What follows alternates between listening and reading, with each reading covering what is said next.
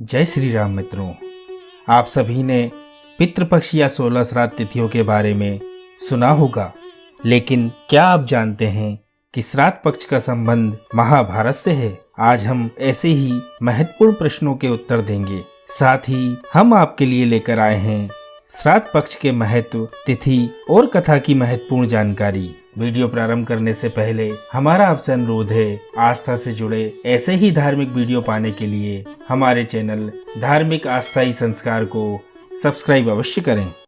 हिंदू धर्म में पितृपक्ष को हमारे पूर्वजों का पितृलोक छोड़कर पृथ्वी लोक में विचरण करने का समय माना जाता है। पितृपक्ष को श्राद्ध पक्ष के नाम से भी जानते हैं और सनातन धर्म में इसका बहुत अधिक महत्व माना जाता है। हर वर्ष भाद्रपद शुक्ल पक्ष की पूर्णिमा से अश्विन कृष्ण पक्ष की अमावस्या तक पितृपक्ष मनाया जाता है। पुराणों के अनुसार हमारी पिछली 3 पीढ़ियों के पूर्वज मृत्यु के बाद स्वर्ग और पृथ्वी के बीच पितृलोक में विचरण करते हैं और श्राद्ध पक्ष के समय यही 3 पीढ़ियों के पूर्वज पितृलोक से पृथ्वी पर आते हैं और अपने वंशजों को आशीर्वाद देते हैं। इसलिए यह उनका आभार व्यक्त करने का समय माना जाता है। हिंदू पंचांग के अनुसार इस वर्ष पितृपक्ष की शुरुआत 10 दिसंबर दिन शनिवार से होगी और 25 सितंबर दिन रविवार पर इसका समापन होगा।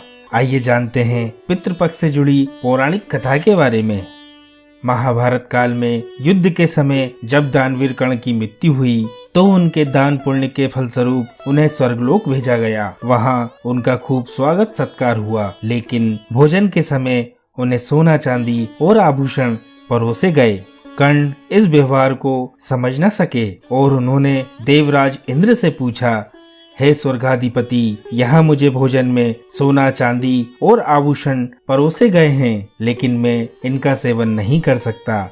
मेरे साथ इस व्यवहार का क्या कारण है? तब देवराज इंद्र ने उन्हें बताया कि हे कर्ण, आपने जीवन पर्यंत दान धर्म का पालन किया है और आपके जैसा दानी तीनों लोकों में कोई नहीं होगा, लेकिन आपने सिर्फ सोना चांदी और आभूषण जैसी भौतिक वस्तुओं का ही दान किया है। कभी आपने किसी पितृदेव को भोजन का दान नहीं दिया, इसलिए आपके पितृ आपसे असंतुष्ट हैं और आपको स्वर्ग में भोजन का सुख नहीं मिल पाने का यही कारण है। यह सुनकर कर्ण निराश हो गए और उन्होंने इंद्रदेव से इसका उपाय पूछा।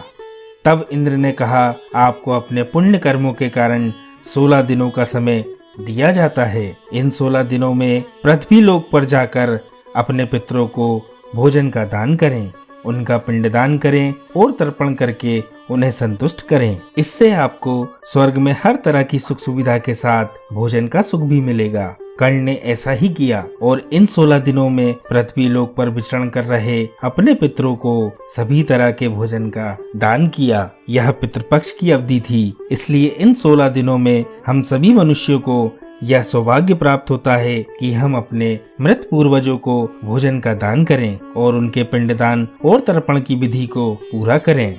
तो यह थी पितृपक्ष से जुड़ी संपूर्ण जानकारी। इसी तरह की अन्य जानकारी के लिए आप हमारे चैनल धार्मिक आस्थाई संस्कार से अवश्य जुड़ें। जय श्री राम, जय बागेश्वर धाम।